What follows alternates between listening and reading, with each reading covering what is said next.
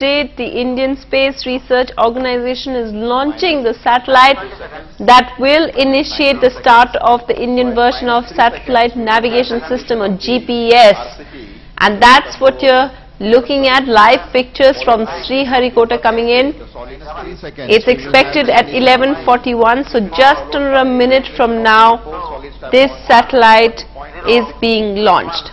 We can see the liftoff. Liftoff normal. बहुत ही विलोभनीय दृश्य देख रहे हैं हम. The vehicle has lifted off on the launch pad. Tracking. T1 tracking. T2 tracking. Plus 15 Vehicle seconds. majestically going through its flight. Plus 20 seconds. Performance normal. NDTV's Pallav Bagla is also with us. Pallav, basically this will give us our own way to our own system for GPS.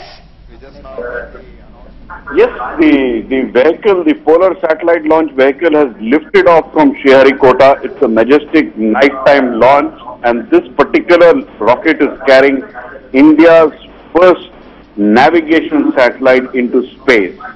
Now, in 20 minutes, if it deploys the satellite in the correct orbit, India can say that the start of a navigation satellite series has started, which means another 6 more satellites will have to be launched, before which the Indian regional navigation system can come into play. Right now the vehicle is going as expected, and the parameters which are being shown by the Indian Space Research Organization suggest that the vehicle is performing normally. And Pallav, also the army will have major use of this? The navigation satellite system is essentially a system which can give you locational guidance, meaning where you are, you can find out with great precision. So when you can find out with great precision what your location is and where you want to go, it can be used for launching several things. It can help you and me for navigating our cars, vehicles and going, but it can also help extremely well in our armed forces checking out using precision bombing and missiles. So this is essentially a system which is being developed for the armed forces, but the armed army is also going to be part of this by which can use this like the normal GPS which is developed by the Americans. Yes, Pallav, and it's a late night launch as you said, so it's gone all according to plan? So far, so good. The vehicle is performing as was expected. The liftoff was majestic. It's a nighttime launch. The nighttime sequence is simply because when you want to place the satellite is dependent on the position of the Earth and other parameters. That was why a nighttime launch was chosen by the Indian Space Research Organization, and this particular satellite has to be placed in a geosynchronous position which is 36,000 kilometers above the Earth. Ideally, it should have been launched using the Geosynchronous Satellite Launch Vehicle, which is the GSLV. But due to back-to-back failures, that particular launch vehicle is not available. So India is forced to use its smaller rocket, and using the most potent form of the smaller rocket, which is the XL version, this satellite is being launched using the Polar Satellite Launch Vehicle.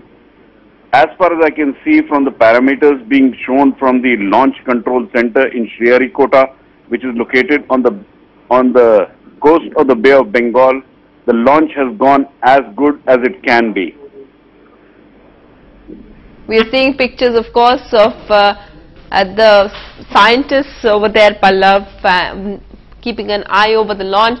I just wanted to ask you, how is this different from the navigation systems that are existing at the moment, for instance, the American navigation system? See, there are 5 countries which have developed their own navigation system. The Americans have the most popular one called the Global Positioning System. Then you have a GLONASS system and a Galileo system which has been developed by the Americans, by the Russians and the European Union. The Chinese have a system called BeiDou, and the Japanese also have one of their systems. So India becomes the 5th or the 6th country, as you may like to put it, because one is by the European Space Agency, to have its own system.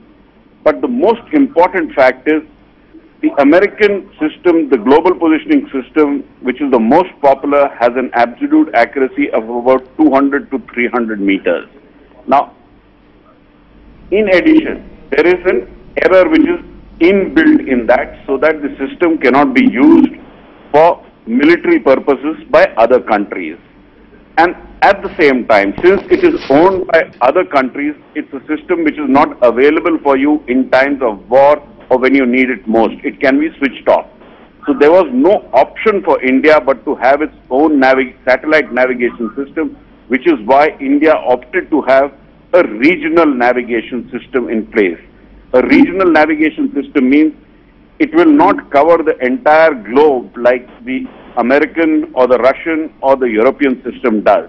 It will cover only a part of all of India and Right. a part of about 1,500 kilometers on the west of India and 1,500 kilometers on the east of India and 1,500 kilometers on the south of India from the Indian border. Right. Essentially, it will cover the entire area where India has a threat perception.